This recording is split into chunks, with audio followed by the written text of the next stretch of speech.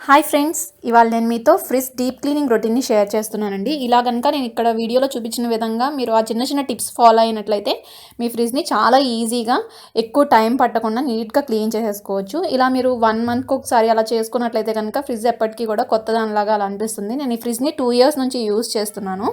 So దీన్ని నేను ఎట్లా క్లీన్ చేసుకుంటాను, ఎలా మెయింటైన్ చేస్తున్నాను అనేదంతా కూడా నేను మీతో ఈ వీడియోలో షేర్ చేస్తున్నాను. ఇలా కరెంట్తో పనిచేసేవి ఏవైనా కానీ క్లీన్ చేసే ముందు వాటిని అన్ప్లగ్ చేయడం మర్చిపోకూడదు.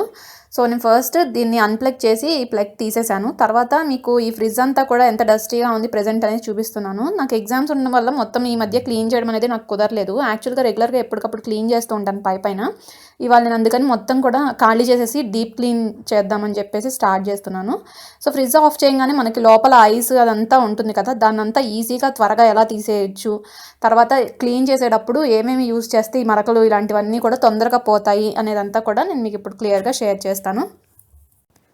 ముందుగా ఈ ఐస్ని ఈజీగా రిమూవ్ చేయడానికి యాక్చువల్గా నేను ఏం చేస్తానంటే ఇలా డీప్ ఫ్రిడ్జ్లో ఇలా ఒక కవర్ లాంటి దాన్ని పరుస్తానండి. దీని మీద ఆ ప్యాకెట్స్ కానీ ఏమన్నా పెట్టినా కానీ మనం అవి అతుక్కుపోకుండా ఉంటాయి, చాలా ఈజీగా ఉంటుంది తీసేయడానికి. తర్వాత నేను ఈ హాట్ వాటర్ని కొంచెం తీసుకుని లోపలంతా కూడా ఈ డీప్ ఫ్రిడ్జ్లో ఎక్కడైతే ఐస్ ఉందో దాని మీద వేస్తున్నాను. దీనివల్ల మనకి ఆ లోపల ఐస్ ఏదైతే ఉందో త్వరగా కరుగుతుంది. మరీ ఎక్కువ హాట్ వాటర్ బాగా వేడిగా ఉన్నాయి పోయకండి, గోరువెచ్చగా ఉన్నాయి అలా పోసినా కానీ తొందరగా కొంచెం లూజ్ అవుతుంది ఐస్ని. తర్వాత దాన్ని మనం ఈజీగా రిమూవ్ చేయొచ్చు. ఇలా హాట్ వాటర్ పోసి నేను ఒక 5 మినిట్స్ పాటు వదిలేసాను. తర్వాత ఆ 5 మినిట్స్ లోపు నేను మిగిలినవి ఏవైతే లోపల మనకి విడిగా రిమూవ్ చేసుకుని క్లీన్ చేసుకోవడానికి ఉంటాయో ఆ వెజిటబుల్ బాస్కెట్, నెక్స్ట్ ఆ ట్రేస్ లాంటివి ఉంటాయి కదా, అవన్నీ కూడా తీసి నీట్గా ఇలా క్లీన్ చేసుకుంటున్నాను.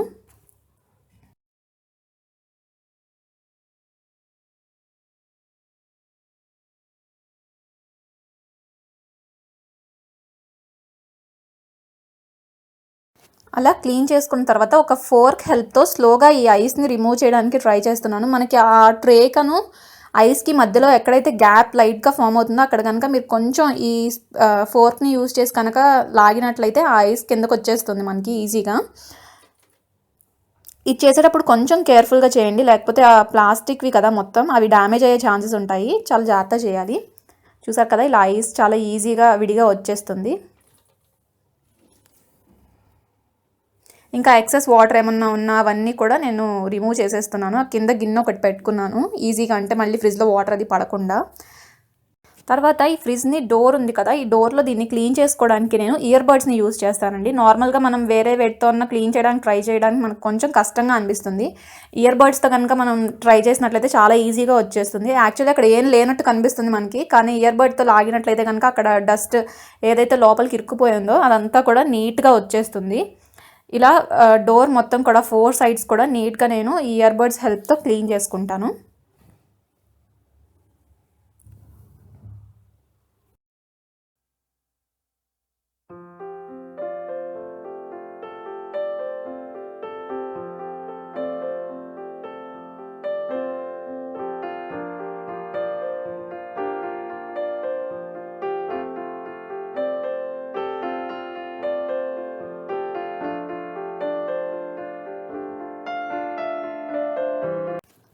తర్వాత నేను ఒక క్లీన్ క్లాత్ తీసుకుని ఇక్కడ వాటర్ కానీ ఏదన్నా ఉన్న దుమ్ము కానీ ఉన్న అవన్నీ కూడా నీట్గా మొత్తం ఫస్ట్ ఒకసారి ఇలా క్లీన్ చేసుకుంటున్నాను.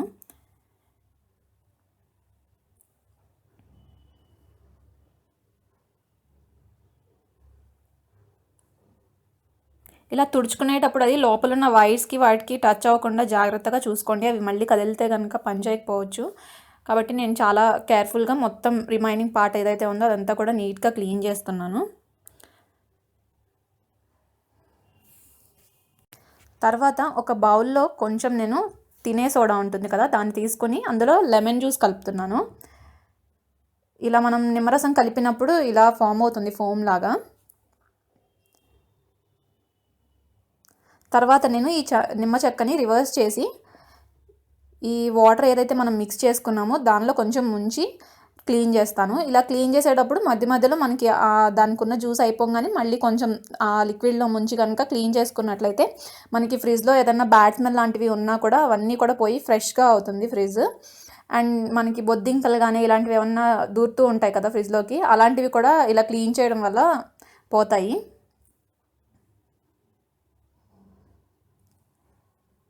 ఇది మీరు క్లీన్ చేసేటప్పుడు ఓన్లీ లోపల సైడ్ మాత్రమే యూజ్ చేయండి. బయట డోర్కి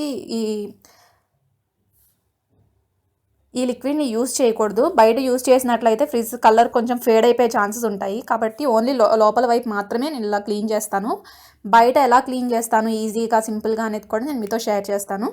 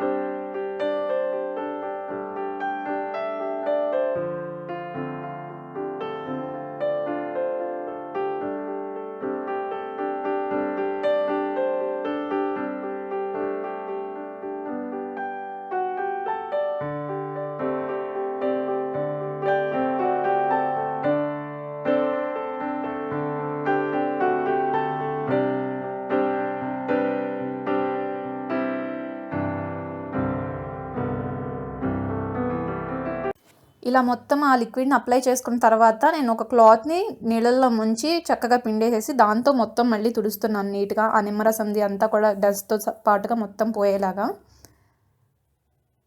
కొంతమంది డైరెక్ట్గా వాటర్ని కూడా వేసేసి క్లీన్ చేసుకుంటారండి. నేను ఎక్కువగా ఇలా ప్రిఫర్ చేస్తాను, ఇలా క్లాత్తో తుడుచుకోవడానికి. వాటర్ పోసినప్పుడే అది లోపల కనుక ఏమైనా వైర్స్ అవి తడిచినా కానీ తర్వాత ప్రాబ్లం అవుతుంది కదా. ఇలా చేసినట్లయితే కనుక మనకి తడిది అంతగా టచ్ అవ్వదు, ఎక్కడ కూడా వైర్స్కి వాటికి టచ్ అవ్వకుండా మనం హ్యాండ్తో క్లీన్ చేసుకునేటప్పుడు ఏంటంటే మనకు కంట్రోల్ ఉంటుంది కదా. సో నీట్గా క్లీన్ చేసుకోవచ్చు. At the same time fridge కూడా సేఫ్గా ఉంటుంది.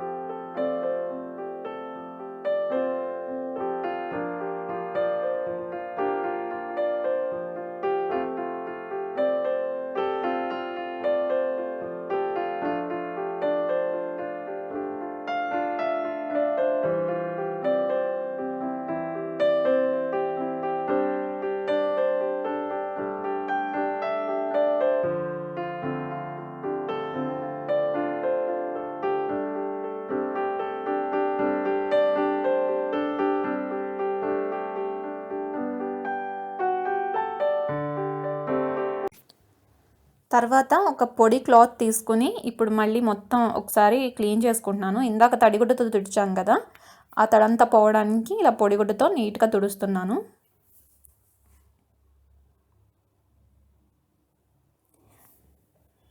ఇలా తడిగుడ్డతో పొడిగుడ్డతో తుడిచేయడం వల్ల డైరెక్ట్గా మనకి వాటర్ ఎక్కువగా పోయలేదు కాబట్టి ఫ్రిడ్జ్ కూడా తొందరగా ఆరిపోతుంది. వెంటనే ఒక 1 అవర్ తర్వాత యూజ్ చేయడానికి కూడా నీట్గా ఈజీగా ఉంటుంది మనకి.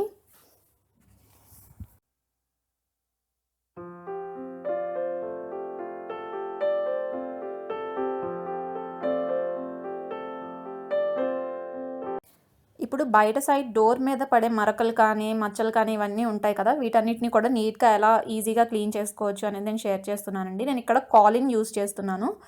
కాలిన్ కానీ మిస్టర్ మజిల్ కానీ ఇవన్నీ ఏంటంటే ఈ ఫ్రిడ్జ్ లాంటి వాటిని క్లీన్ చేసుకోవడానికి మనకు చాలా ఈజీగా ఉంటుంది. ప్రెషర్ ఎక్కువ పెట్టాల్సిన అవసరం ఉండదు.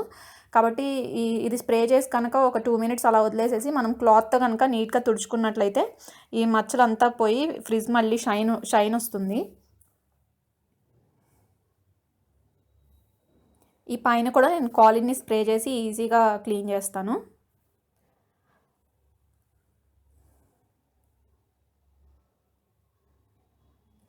ఇక్కడ మీకు చూసినట్లయితే క్లియర్గా అర్థమవుతుంది. ఎక్కువ ప్రెషర్ పెట్టకుండా జస్ట్ అలా తుడవంగానే మొత్తం అక్కడ ఉన్న మట్టి కానీ ఫింగర్ ప్రింట్స్ కానీ ఇలాంటివన్నీ కూడా ఈజీగా పోయాయి.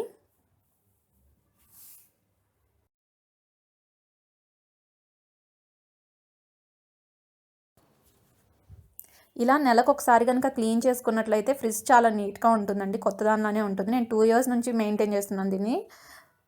మీరు చూడొచ్చు ఇప్పుడు మొత్తం క్లీన్ చేసిన తర్వాత ఎంత నీట్గా అయింది అనేది. ఇలా మొత్తం క్లీన్ చేసుకున్న తర్వాత ఇందాక నేను ఆల్రెడీ ఆ వెజిటేబుల్ బాస్కెట్ ఇవన్నీ కూడా క్లీన్ చేసి ఉన్నాను కదా, అవన్నీ కూడా ఆరపెట్టేసి తుడిచేసాను. వాటిని మళ్ళీ ఫ్రిడ్జ్లో అరేంజ్ చేసేస్తున్నాను.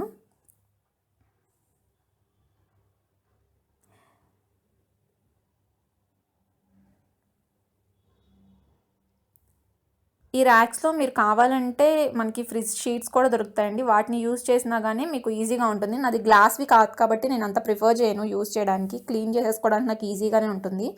ఇన్ కేస్ మీవి కనుక ట్రేస్ లాంటివి ఏవైతే ఉన్నాయో అవి కనుక గ్లాస్ అయితే కనుక మీరు అలాంటి షీట్స్ అయినా యూజ్ చేయొచ్చు. వాటిని ఈజీగా ఎప్పుడు కావాలంటే అప్పుడు రిమూవ్ చేసుకొని క్లీన్ చేసుకోవడానికి వీలుగా ఉంటుంది. ఫ్రిడ్జ్ పైన నేను ఇలా ఒక కవర్ని కూడా వేసేస్తాను. దీనివల్ల ఏంటంటే డస్ట్ ఎక్కువ పట్టేయకుండా నీట్గా ఉంటుంది. అది తీసుకుని క్లీన్ చేసేసుకుంటే సరిపోతుంది.